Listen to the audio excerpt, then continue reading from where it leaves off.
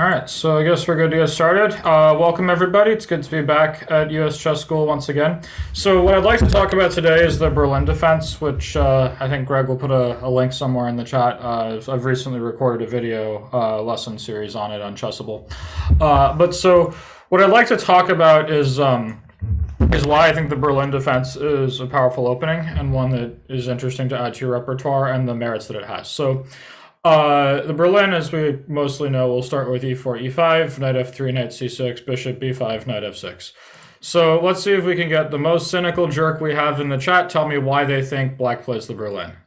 Anyone want to explain? The more cynical and sarcastic you are, the better.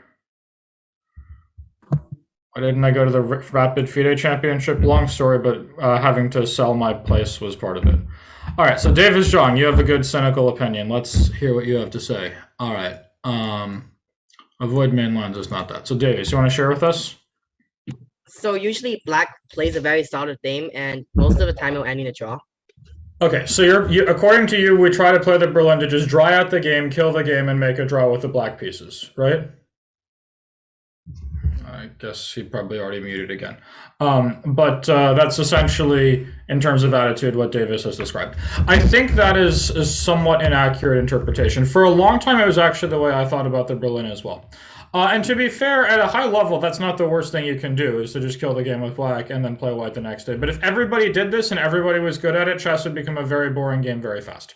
So my counter is I actually believe the Berlin is a fantastic opening to play for a win, but only against a certain kind of opponent, which is somebody that you know is going to come after you.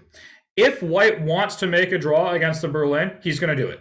Plain and simple. So for example, like if we go something like castles, knight takes e4, if white just goes rook e1 and knight takes e5, you have to know some stuff here to equalize because your knight is misplaced on d6. But if you know what you're doing, black should be fine.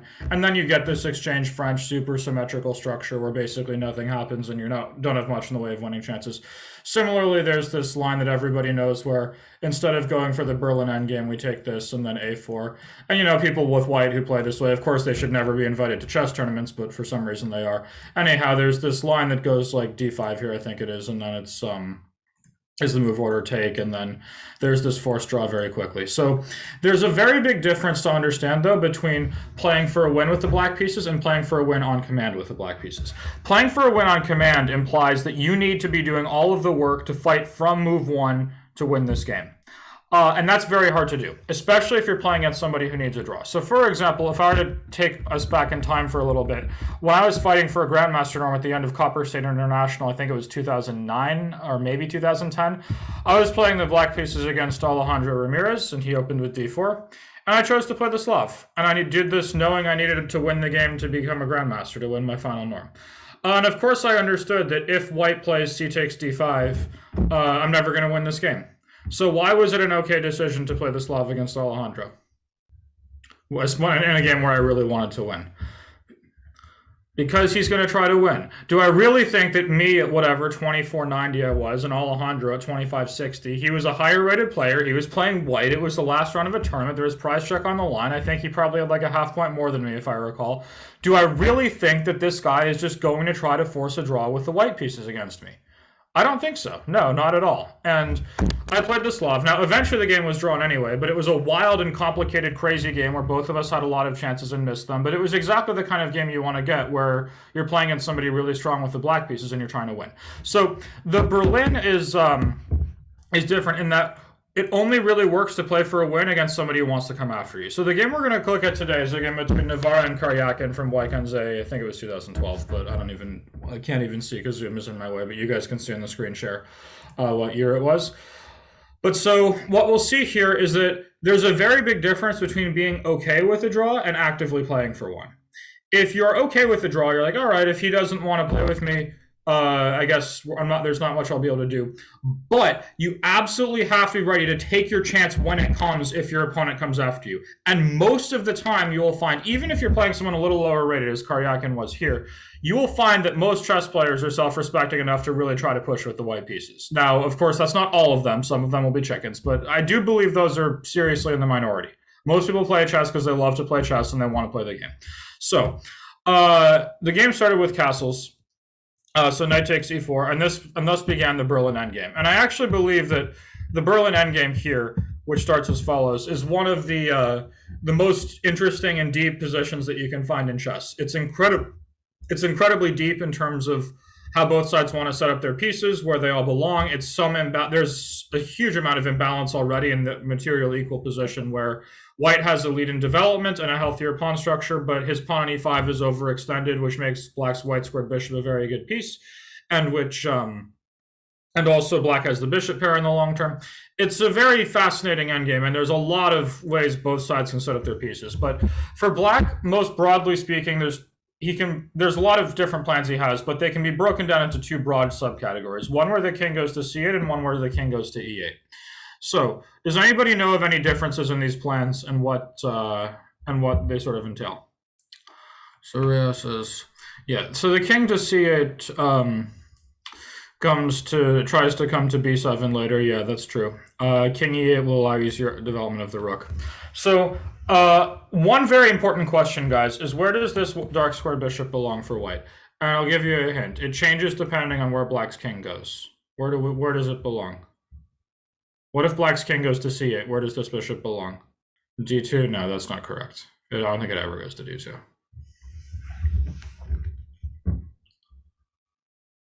So people are actually missing this up. Okay, so Ryan's got this right. Ryan, do you want to explain to us why that's correct? Let me find you, Ryan Min. I think White wants his bishop being shadowed on b2, so that way it points up the g7 pawn and it secures the e5 pawn. Yeah. So basically what this bishop wants to do is go attack a weakness in Black's position. Now, the problem for White is it's not abundantly clear which weakness that will be, because I believe if the Black king goes to e8, he has the g7 square very well under control. So for example, if White were to try something like b3 and bishop b2 here, a lot of the times, even if he can just throw this pawn at you and sacrifice it, you don't really care because your king is sitting right in front of it. For example, let's say, I don't know, I'm just sort of moving around here like an idiot, but let's say we have something like knight e7, knight bd2 here, rook, I don't know, we'll play a4 or something dumb, and White plays e6. I think that this kind of e6 sacrifice makes a lot more sense when this king is on c8. For one thing, often it comes with tempo because Black's bishop will be on d7, which means he can't respond with f6. But even here, like if you see Black play f6, this king is just in perfect position to go bishop d6, king e7, knight f4, scoop this guy up. So in general, I think this e6 thrust doesn't make much sense with Black's king on e8. But if Black's king goes to e8, I think this bishop is much better placed on f4, where it can threaten the c7 pawn in a lot of cases. And to that extent, I think it's better. So essentially what I believe is White should not be touching this bishop yet. I think what he should be doing is waiting to see what Black does with his king, and then deciding upon what to do with that bishop later. So what should White play here instead of, let's say, b3? Because we want to remain flexible with that bishop. So Jessica has knight c3, which is the main move. So knight c3 has always been the main move, or for a long time was the main move. Nowadays it's not anymore. So the problem with knight c3 is this allows Black to execute a plan with king c8. Now in my Berlin repertoire, I don't actually advocate that. I want to play king e8 against everything, which does make it simpler. But knight c3 makes it pretty easy for Black to play a king c8 plan. For example, if Black goes bishop d7 here, White's not in time to create any trouble directly against king c8 and has to be looking for different ideas. So here I do believe, for example, White's best move is b3. And after king c8, bishop b2, this pressure on this long diagonal can become very annoying. At some point, e6 will come. If we go knight e2, knight f4, we're going to be very ready for e6 to come under the right circumstances. And I think the king sort of feels misplaced on c8 against a plan like that. And you'll see a lot of these kinds of positions. But I think Black's position is basically okay, but it's not what I recommended. So what White is often doing now instead of knight c3 is playing the move that, well, here in the game, Navarra did play knight c3, and Karyakin played king e8, which takes us back to the category of today. But nowadays, people are often playing h3. And the point of this move is prophylaxis against king c8, because if Black were to play bishop d7, here there's a key idea that White can play rook d1.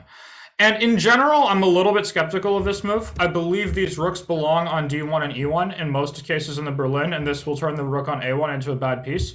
But what we've done now is sort of make the king c8 plan less less comfortable. So for example, let's say black does play king c8. What can white play here, taking advantage of the move h3 to try to cause black some trouble? Okay, Gary Lashinsky, you want to share with us?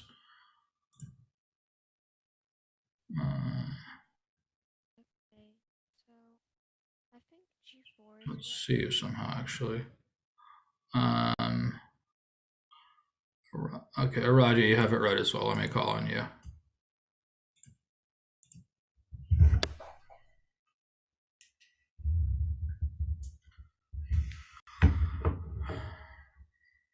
Okay, Roger doesn't want to answer either. Jessica Hyatt, I can call on you.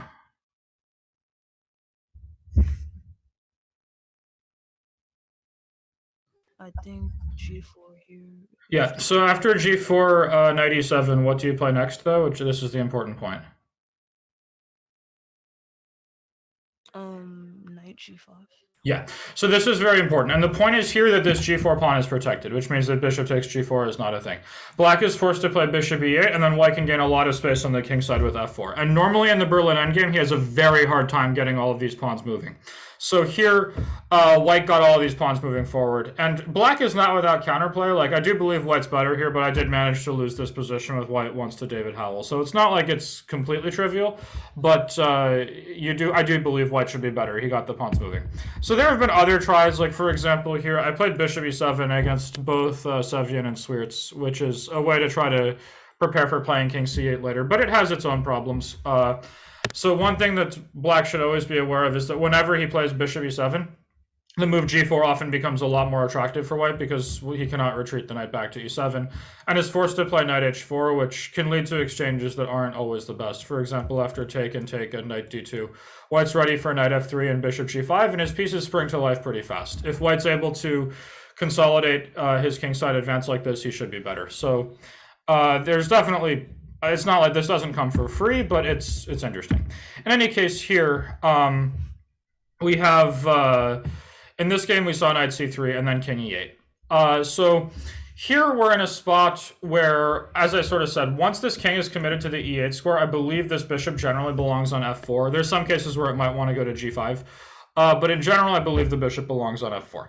So it's not that easy to get it there, though. So for example, if bishop f4 comes here, what black can do is play this move bishop e6. And his point with this move is that normally bishop e6 is a very good square for the bishop, but it feels unstable because white can attack it with his knight.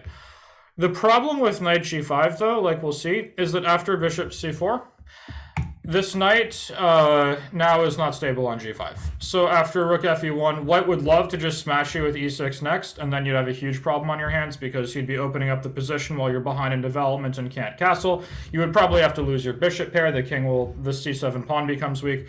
But this is not rocket science. What does black play here? Yeah, everyone sees this, of course. We go h6, we kick the knight away, and white is not in time to play e6, so we're not particularly concerned. So, to that effect, it makes some sense for white to play sort of a waiting prophylactic move. What should he play here? Keep in mind, you don't necessarily want to touch this rook, considering the other one might want to come to d1 instead. Okay, so Tori Parat says bishop g5. Is bishop g5 a good move, guys, or is there an issue with that? We're on the right track, but is bishop g5 stable? Yeah.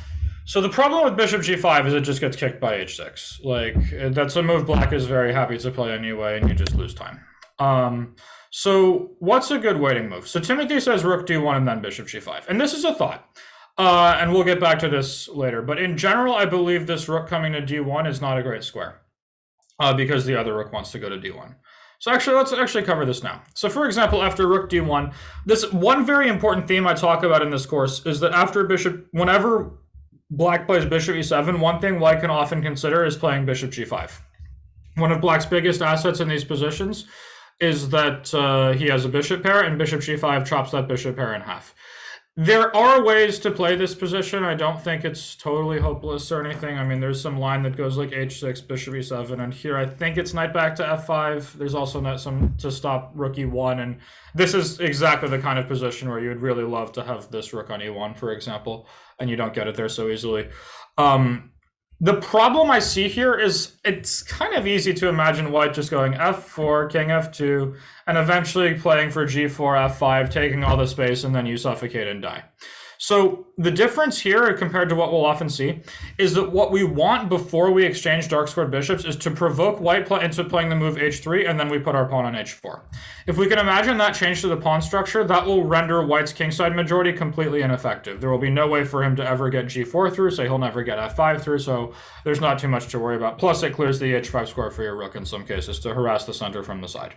So I don't love that, but what I do think is nice here and is I can play this move knight e7. And in general, I believe this knight e7 move is not a great idea in a lot of these Berlin positions. But here there's a very key difference. So let's suppose, for example, black had just played knight e7 directly and just said, okay, forget this king e8, I want to regroup this knight to g6. And that is a common maneuver that does make some sense. The issue I would have is, let's say we start with h3 to stop bishop g4, then comes knight g6, and we can go bishop g5 check, king e8, rook a d1. This is exactly the position where I believe it's incredibly important that white has this rook on f1 rather than a1. So, for example here, let's say black plays bishop d7 and says, okay, I've stopped you from checkmating me. Next move I play h6 and kick your bishop out of my face, and then, you know, what's the big deal? The problem is white can go knight d4. And this is supporting an e6 thrust with rook e1 to follow. It's getting out of the way of f4, f5, where the rook is conveniently behind it. And finally, after h6, this bishop can very conveniently hide back away on c1, which is actually just a really good square for the bishop, in my opinion, in this position. The only reason it would be bad is because it blocks in a rook on a1. And here I think that white has every chance to just be better. You cannot take the pawn on e5 because of the pin. f4, f5 could be coming, rook e1, e6 could be coming. There's a lot of problems that black could face here, and I think this puts a great deal of pressure on this plan of knight e7, knight g6. If we compare what happens here to what happens in this variation we were just discussing, where white has committed to rook d1 already, let's suppose we have a similar line where white plays h3 to stop bishop g4, we go knight g6, bishop g5. This rook on a1 is egregiously misplaced in this position. And if we try to do the same thing and go knight d4, h6 comes. Now where is this bishop going? You certainly don't want to tuck him all the way back on c1, blocking in that rook on a1 from its ability to join the center of the game. But where else do you go? If you go to e3, like already knight takes e5 might be possible because there's no more pin. d2 looks incredibly sad. You're just blocking in your own rook. And this is just not going the right way compared to where you want to be. I mean, if you play bishop d2 here and black goes like rook d8, you don't want to play rook e1 and burn another tempo. You can't go f4 bishop c5 because like your bishop is, because now all of a sudden your knight's not defended anymore. The position is just not great for you. So I quite like this plan of playing knight e7, knight g6, specifically once white is committed to putting the wrong rook on d1 like that. This is a little bit deep, but, you know, you're bearing with me. So instead, though, let's talk about this move h3, which is generally a very useful move for white in a lot of these positions, because in some cases, you're going to want to play g4. In other cases, like we saw, if this knight moves away, you can consider it's very nice that the bishop cannot come to g4. So I think this h3 move is very useful, but the way I'm always advocating responding to h3 is h5, with the not so subtle intention of stopping white from playing g4. So here there's a couple changes that have been made to the position. One that's in white's favor and one that's in black's. The change that is in white's favor is that this g5 square has been critically weakened, which means that, for example, in the main line, which goes bishop f4, here black's best move is bishop e7. But if black were to play bishop e6, we saw this exact position before with black's pawn on h7 and white's pawn on h2. There will follow knight g5 and rook fe1. And here the problem is that h6 move that we relied on is no longer there, which means that e6 is coming and problems are starting, right? So that's bad news. And so another point is that whenever black puts a bishop on e7, we can potentially play bishop g5. So these are things that speak heavily in white's favor, but there is also something that speaks in black's favor. So in this game, rather than the main line with bishop f4, Navarra played bishop g5. And here black has an important move, and it's very important to understand why this move is correct here. So let's see what you guys can come up with. Well, or I think, I'm not sure he played it here. He might have played it the next move. But it's a strategic understanding point that I think is very critical to get. So, and there's also some understanding details that we definitely want to make sure we get as well. Okay, so Jessica Hyatt has suggested b6, which is a very interesting point. This bishop coming out to an active square like b7 or a6. In general, I don't think b6 makes sense as a plan for black until this knight is moved. This knight is currently dominated by the c6 pawn. It can't really do anything active, and so a lot of the time, white wants to play knight e2, knight f4 to regroup it, where it can help fight for the e6 advance, for example, and where it looks nicer.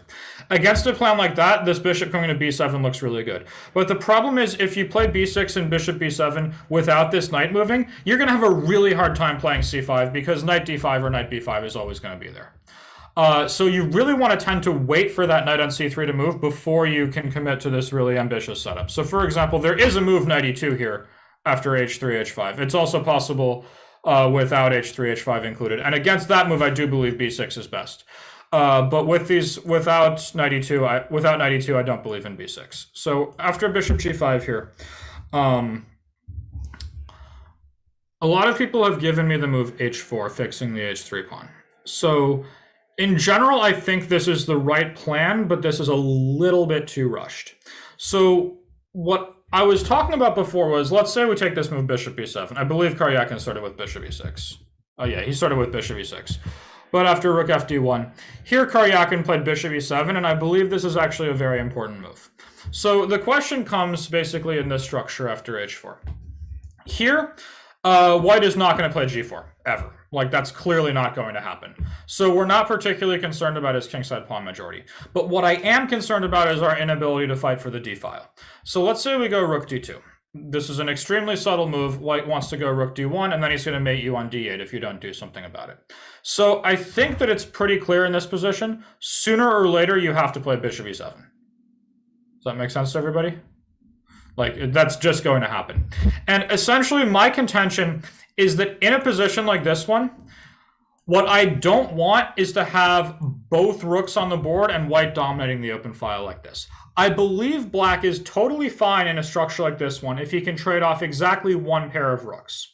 The reason is, if he has here, if you ever want to play rook d8, you're going to trade off all the rooks. And when you trade off all the rooks, that means this h4 pawn can actually be a weakness. It means your knight will be stuck on f5 defending it. It means that g4 can come under some circumstances without the h3 pawn hanging. I actually think this rook on h8 is really good. So what I would really like to do is trade off one pair of rooks and do that before white can double his rooks on the d file. Because here, this is where problems start. White's going to go like knight e2, knight f4 and harass this bishop.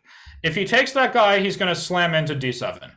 Well, after knight e2, knight f4, if you had traded off one pair of rooks, you could just completely ignore him and just take it with your king and you'd be totally fine. Here, I would worry that white's going to slam into d7 on you. So I think it's very important that we exchange one pair of rooks. And to that effect, after h4, already here, I don't believe black is in time to pull this off. So this is why I think it's very important to start with bishop e7 like Karyakin did. And here, okay, in the game, white played b3, but let's imagine he had played rook d2. What move are we going to play now? Yes, Araja. Yeah, everyone's seeing this. We get rook d8 in. And basically my contention is here, when we have this same kind of position and now we go h4, I actually think the one pair of rooks is really unhelpful for white because there's no way he's got the open file, but he's clearly not using any of these squares. They're not doing a thing for him, right? So he has to do something on the king side, and here this rook is just a really good piece. It makes it very, very hard for white to do anything effective. He will never play g4, and at some point black can start playing a5 and b5 and gaining space on the queen side if he is so inclined. And so Rio is saying, is black better? I don't think so. I think this is just equal. I think black still has to keep the rook sort of on this passive square. So I don't believe black is better yet, but this is the kind of position I think is a really good one to play for a win against a stronger player. White, the onus is on white to push you here. And if he tries to start taking risks on you, like, you know, if you can imagine him going knight g5 and trying to grab your bishop from you, and then he takes on e6 and you go king e6, and then you go g5 and artificially isolate the e5 pawn, things can start going wrong for white very fast if he is not careful. So, but yeah, this is exactly the kind of position, right? Let's say black were to play a5 or something and white takes this.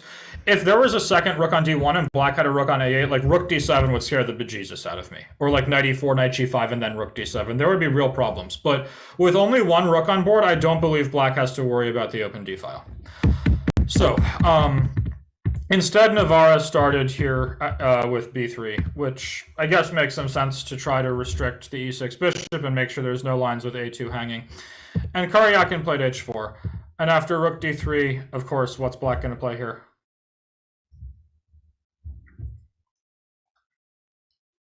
Yeah, everyone sees this. So we go rook d8. It's very important to trade that one pair of rooks. So take, rook d1, bishop e7. And here, this position is just absurdly solid for black. Now, I believe if white had decided, oh, I just want to sit tight here and not do anything, it's almost certainly just going to be a draw. So you play the Berlin in games where a draw is not the end of the world for you because, you know, white might exercise that option. But you definitely want to take over and win when you're given the opportunity. So for example, let's suppose white chose a very ambitious and probably ill-advised move, knight e2, with the not so subtle intention of trying to regroup this knight to f4 and harass this bishop and take advantage of your bishop pair. What are we going to play now to take advantage of white for being too ambitious?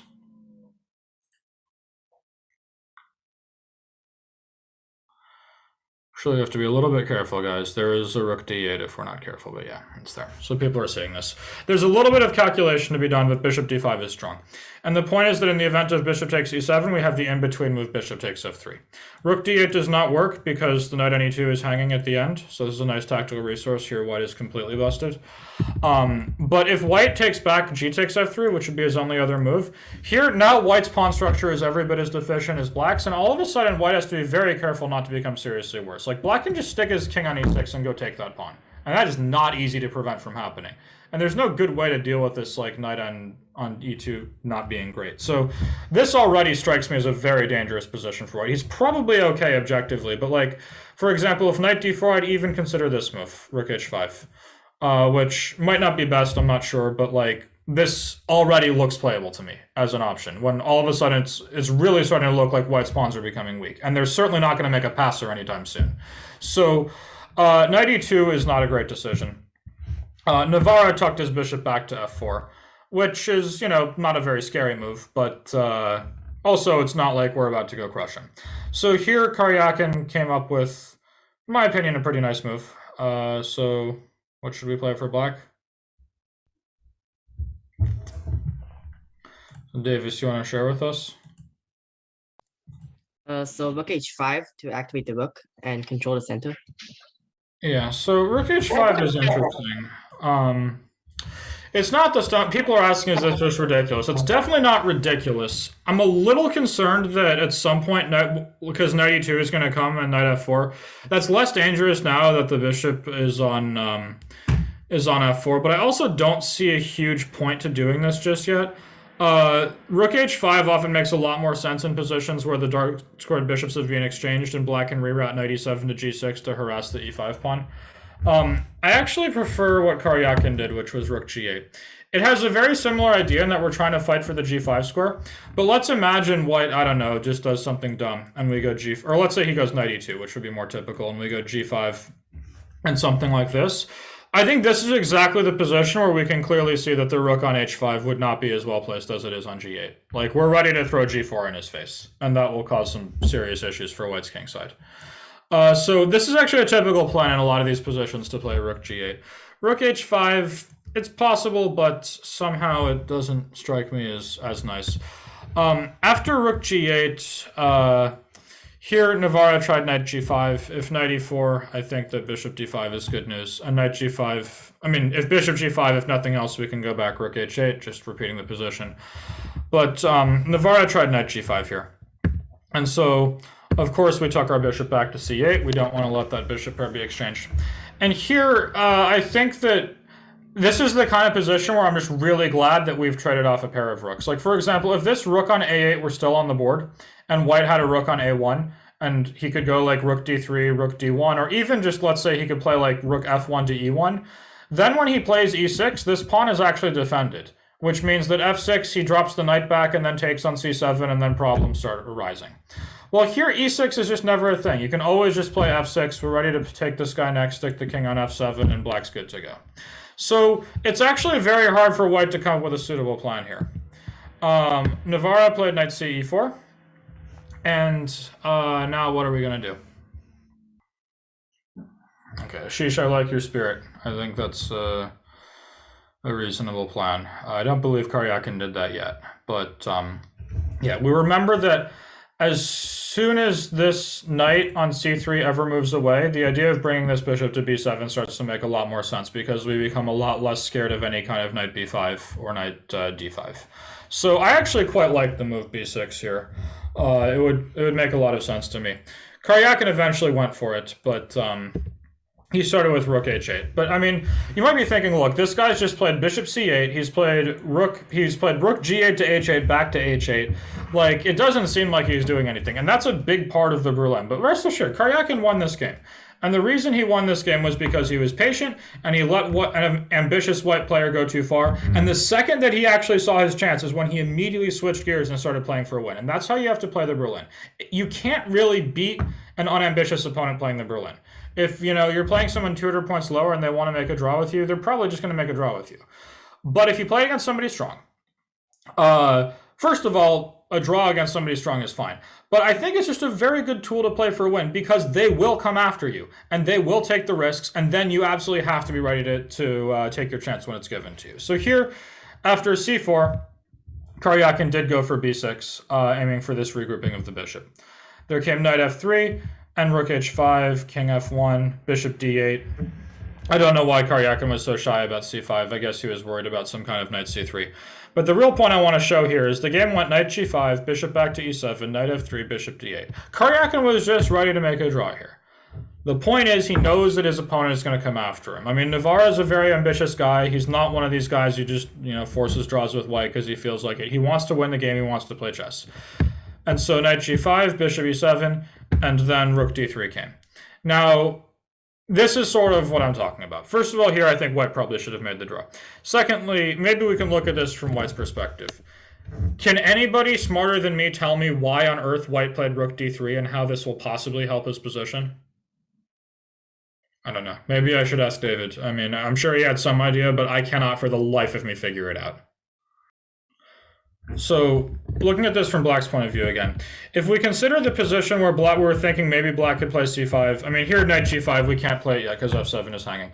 But, let's say we had this position here and black could have played c5. My suspicion is what Karyakin was worried about was knight back to c3, when he cannot stop both knight b5 and knight d5 at the same time, and then problems could arise. You could play c6, but that defeats the whole purpose of playing c5 in the first place. You don't get your bishop to the nice long diagonal, and then say knight back to e4. Some idiot once wrote that pawns don't move backwards and knight d6 comes. But what we'll see here is that once Navarra played this rook d3 move, now is the perfect moment for c5, specifically because this knight is not in time to get to d5 or b5. You cannot play knight c3 here thanks to the hanging knight on g5. So Navarra had his chances to just force the draw. He didn't take them because he's, a self-respecting chess player and he's pushing for a win. But this was his last one. At this point, Karyakin saw his chance. I'm going to get c5. I get the bishop to the long diagonal, and at this point, white never had another chance to make a draw. Already here, d4 square is weak. Long diagonal is going to be a problem. So there came knight f3, bishop b7, and now knight c3. And here, Karyakin made a fantastic strategic decision. What should we play? This is really hard, but I think you guys can do it.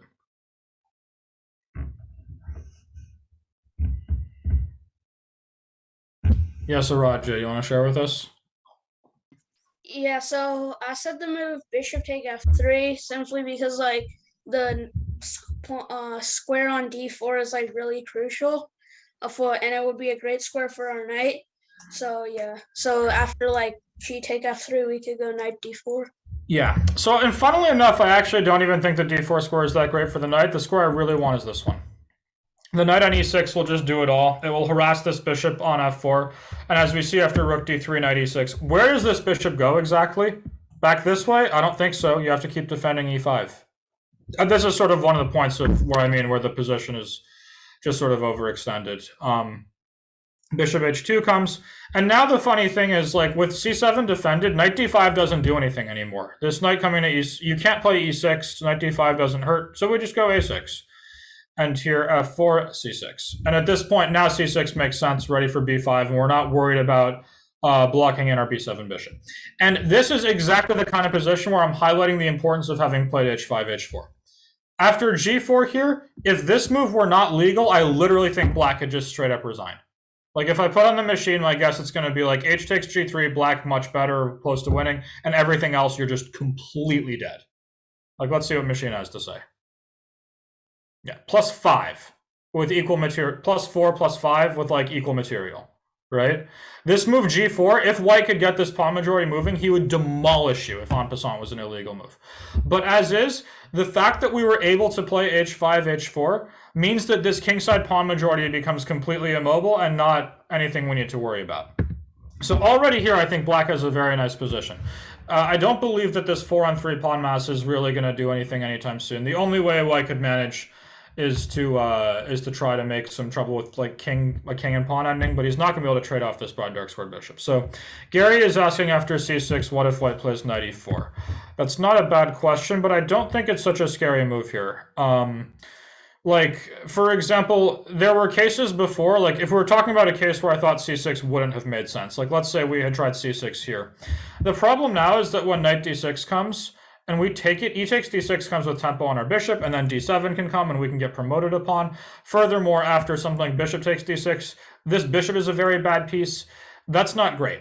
If we compare that to the situation that we have here, where we're asking about the move knight e4, I just don't think knight d6 is very scary. For one thing, I can probably just ignore it because you're not taking my bishop on b7, since it's been removed from the board. But also, even if I just take it, if e d6 I can block with the king and I don't have to worry about the bishop or anything like that. As Rio is pointing out, rook f5, or Ryo is pointing out, rook f5 here is probably not such a stupid move.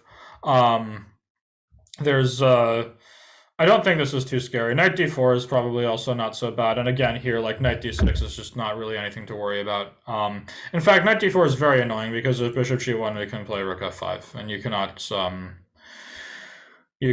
play bishop takes d4 because of rook takes f4 check. So I think that c6 makes the biggest drawback to c6, I don't think, is that the d6 score is weakened. That's a drawback, but I think the much bigger one is that once you've played c5, your whole goal was to get this bishop to b7. If you just lock him in again with c6, it sort of defeats the purpose.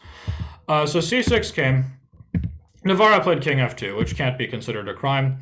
Karyakin brought the knight back to d4, and then rook h6 came. I'm not totally sure why. Actually, I am sure why. All right, knight e2. What are we going to play now? Time to change the character of the position again. Rook g6. How does white defend the g2 pawn? Probably like king f2, but that Doesn't work. We take this one, and white loses. So this, all of a sudden, this threat to the g2 pawn is a huge problem for white to deal with, and this is, again, thanks in no small part to this move g4 being unavailable. This h5, h4 is a very important resource against h3, which makes the positions much more tenable for black. So returning back to that moment when you might have condemned white for playing h3 in the first place, like all the way back here, and you said that's where all of your troubles started.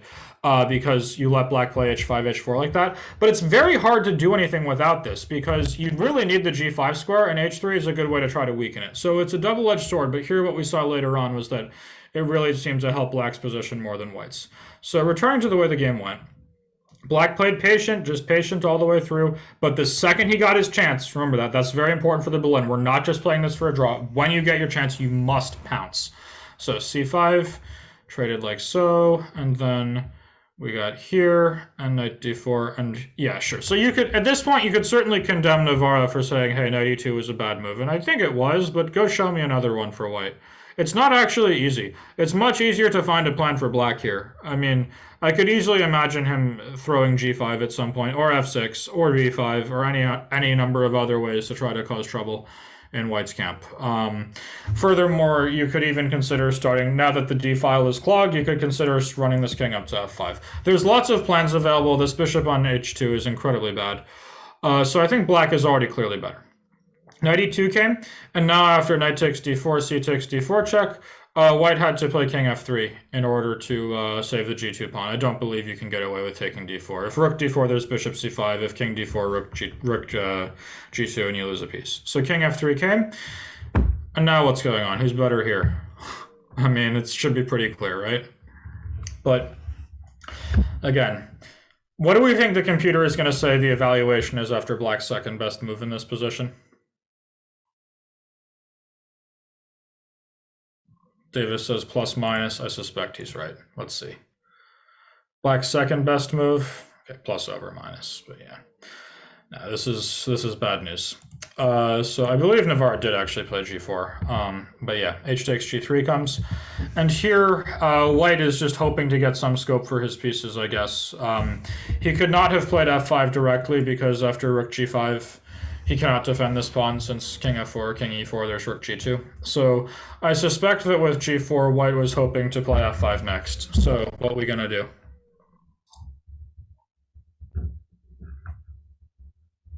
Yeah, Ryo, you want to share with us? Yeah, sure. Okay, fire away. F5, because I mean, as you said, the idea is F5, and we're not really worried about the E5 pawn being a passed pawn. It's not a pawn in game yet, so Yeah. the pawn can be easily blockaded.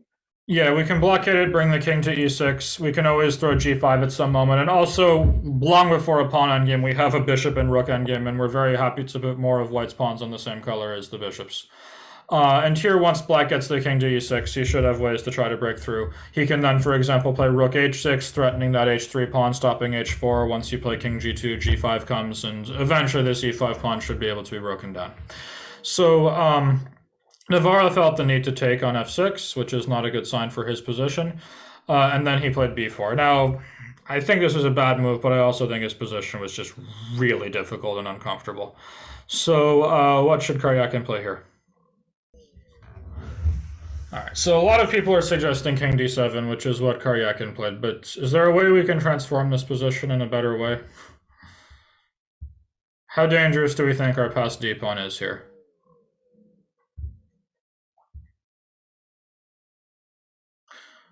All right, yeah, so Gary, do you want to share with us? Sure. Yeah, turn up your sound, I can't hear you. Oh, sorry. Or speak closer to the microphone or something.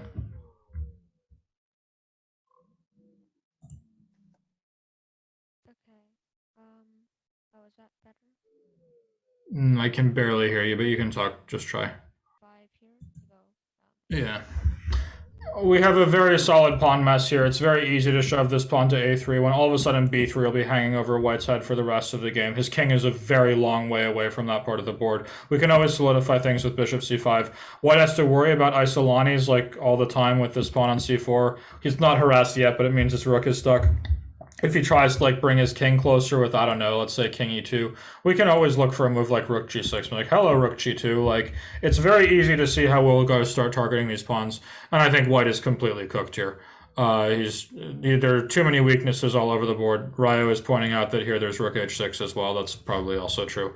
But like, if white cannot bring his king, white basically can't bring his king back because rook h6 is in the air, or rook g6 for that matter. He cannot bring his, if he can't bring his king away from the h pawn, then his rook is stuck defending c4, because like if you try to retreat the rook, rook c6 comes. Like, so if you can't move your king or your rook, go stop a5, a4, a3. I mean, the whole position just falls apart for white.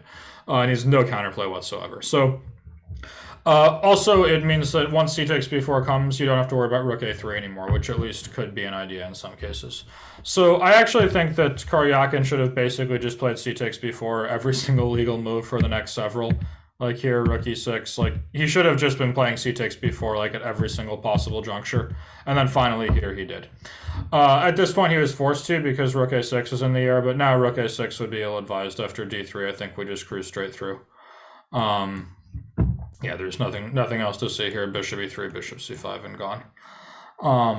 And if rook takes b6, we're in time with this one. So yeah, white could not do that. He brought the rook back to d3.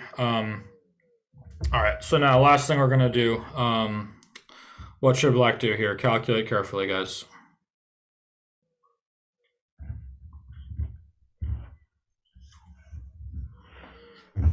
If you want to go into the pawn ending, please calculate like an actual real variation. A lot of people are giving me bishop d4 and king c6. That looks really good, honestly. Yeah, I can't imagine white's gonna save this. Take, king c6. This really looks gone to me. king c5 is coming and a5, a4 is coming. If this is going to be like +3 or something, -3. So if that's the case, as I suspect, yeah, all right, I'll accept that. That's good enough. But I do believe the pawn ending wins with some variations to calculate. So Karyakin came up with this one, traded everything, and now there's some important details to see, which is one, we start with king d6. If you go a5 directly, I believe c5 is in time to save the game. Because after b takes c5, we can go king takes c5, and this now white might even have winning chances. But the king gets around in time. So the first thing we must do is stop white from playing c5, but it's not easy. For example, if he plays h4, here I think we're okay, because after a5, f5 takes, and h5, we can just come back with the king, and we have passed pawns on both sides of the board, which should win, while our king can take care of this one. But there's still some work to do after king d3. Because if we go king c5, now h4 comes, and all of a sudden now f5 is a very legitimate threat that we do have to be scared of. So it does take some work to win this position, but it can be won. And I assume that, given that this was a very long tournament, I believe Karyakin probably calculated all of this when he played rook d6. But to some degree, I actually like what you guys were doing more with just bishop takes d4 and king c6 and playing a rook ending. Anyhow, here, Navarra tried a3, which was probably the most resilient attempt. Because if he plays king c2, we're ready with a4 when white no longer can play a3 because of b3, and now we should just be able to walk our king over to the king side and win because white's king is too far away. He will not be able to touch the e3 square like here. If he plays king e3, now his king is outside of the square after a3. So that basically means this king is stuck here. He cannot approach these two pawns, so black essentially has a protected passed pawn on the queen side, which means he just goes and takes the king side. But a3 came, and now it's not quite that trivial. What are we going to play here? How are we going to finish this game off?